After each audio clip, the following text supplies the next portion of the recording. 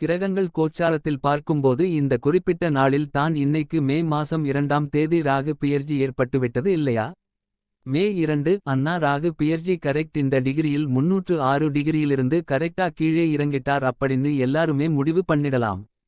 அப்படி என்று சொன்னால் இப்ப 301வது டிகிரியில் யாருக்காவது ஒருத்தருக்கு சனி இருக்கு என்று வைத்துக்கொள்வோம் ஒரு ஜாதகத்துல.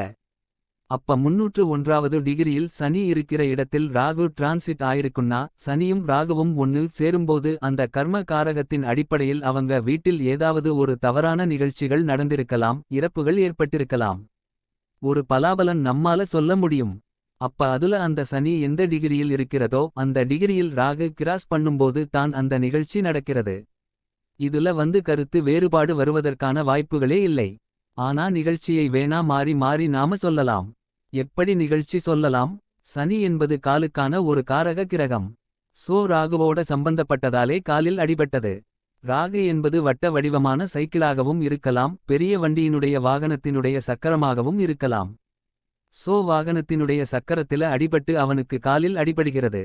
இது இன்டர்பிரட்டேஷன், ஆளுக்கால் வரக்கூடிய வித்தியாசம். மாறி மாறி சொல்லலாம். ஆனா நிகழ்வு அதே ஒரே நாளில் வரும். அந்த சனி எங்க இருக்கிறாரோ அந்த இடத்துல ராகு டிரான்சிட் ஆகும்போது கண்டிப்பாக வருகிறது.